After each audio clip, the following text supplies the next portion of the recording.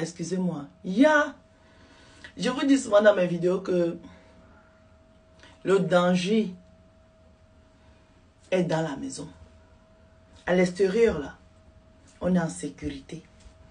Ça veut dire que quand tu es dans ton petit coin, comme dans mon petit coin, si tu regardes devant, tu regardes derrière, tu regardes à côté, parce que tu as peur.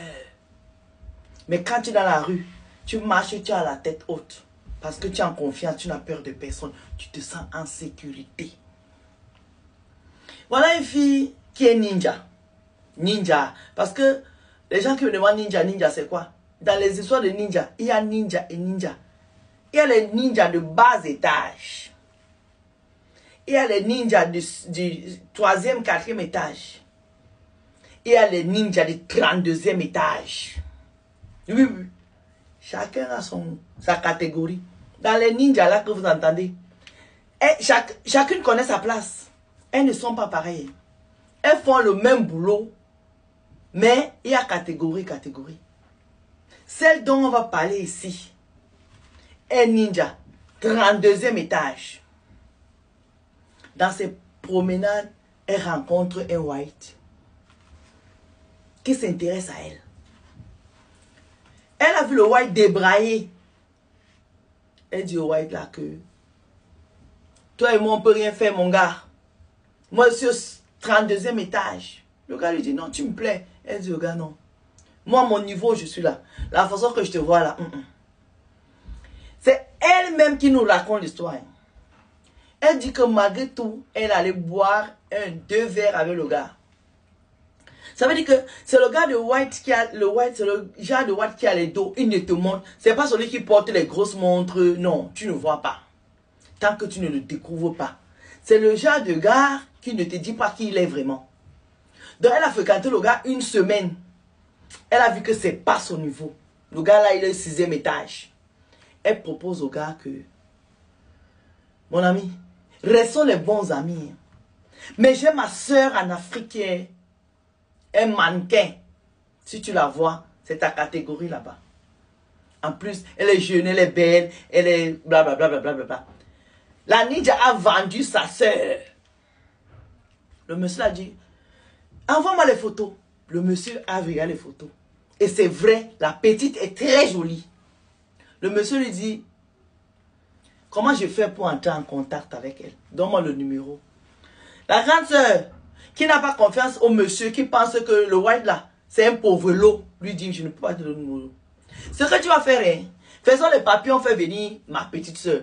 Parce que dans la tête de la ninja, elle voulait exploiter le white pour faire venir sa petite soeur. Croyant que c'est un white qui est fauché. Le monsieur lui dit, non, je ne peux pas faire venir une fille que je ne connais pas. Passe-moi au moins le numéro. Je commence à communiquer avec elle. Au pire des cas, j'irai faire un tour en Afrique, rencontrer la fille et après on verra. La ninja lui dit que ça ne marche pas comme ça. Le monsieur dit qu'ok, on laisse tomber. Il continue à garder les histoires d'amis, ils boivent un café, ils vont manger, tout ça. Le monsieur cache bien son jeu. En tout cas, soit il cache le jeu, soit c'est pas le genre qui est montré que lui, il est ça. Il habite Paris. Quand ils ont rendez-vous, il vient à Uber ou bien il prend son métro. La ninja, cette fois-ci, elle n'a pas eu la bonne lecture. Un jour, elle veut tester le monsieur. Elle dit au monsieur, oui, tu sais, j'ai tel problème, j'ai un problème comme ça, j'ai besoin de ci, de ça. Elle me dit, madame Sol, le monsieur là, le montant que je lui ai demandé net, il m'a fait le virement. Ma tête a fait clic. Hey, je peux négliger le monsieur-ci, alors qu'il a un peu. Elle me dit, madame Sol, j'ai pris le numéro de ma petite soeur. Je lui ai donné. Le monsieur est resté avec le numéro 2 mois. Il n'a pas appelé ma petite soeur. Il a fait comme s'il est passé à autre chose. Quand je l'appelle, on parle. Quand on peut aller boire un café, on boit un café et tout et tout. Non problème. Madame Sol, un jour, il appelle ma petite soeur. Il se présente. Il dit à ma petite soeur que je vous appelle de la part de votre grande soeur. Papa. Et puis, il raccroche. La petite soeur appelle sa grande soeur dans la ninja pour dire que maman, le Watt que tu m'avais parlé depuis 1900 là, vient de m'appeler. Et en plus, il ne m'a pas appelé WhatsApp, il m'a appelé directement. On a parlé au moins 1 heure au téléphone. Il m'a demandé quelle étude j'ai fait, qu'est-ce que je fais. Bref, check. Il lui a fait un check-up.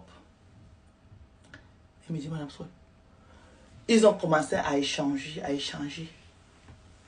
J'ai appelé mon ami pour dire, ah, il paraît que tu as appelé ma soeur et tout. Oui, j'ai appelé parce que quand même, 2 mois après, j'ai réfléchi. Je pense que tu ne vas pas me filer n'importe qui. C'est les termes qu'elle a utilisés. Elle me dit, Madame Sol, je reste comme ça un jour. Ma soeur m'appelle, me dit, ton ami a dit qu'il vient me voir ici. Je dis, ah bon? Il dit que oui. Il m'a demandé quelle date je voudrais qu'il vienne. Madame Sol, le monsieur a pris le visa. Il a pris son billet d'avion. Il a réservé son hôtel. Il m'a dit qu'il partait en Afrique la veille. C'est ma soeur qui m'avait déjà dit avant. Mais lui, il m'a dit la veille pour dire, bon, je vais te faire une surprise. Je vais voir ta soeur demain. Madame Sol, le gars est parti en Afrique. Il a fait 10 jours avec ma soeur. Il a dormi dans le plus grand hôtel de la ville. 10 jours. Ma soeur me dit que si tu vois le monsieur là, c'est même pas possible.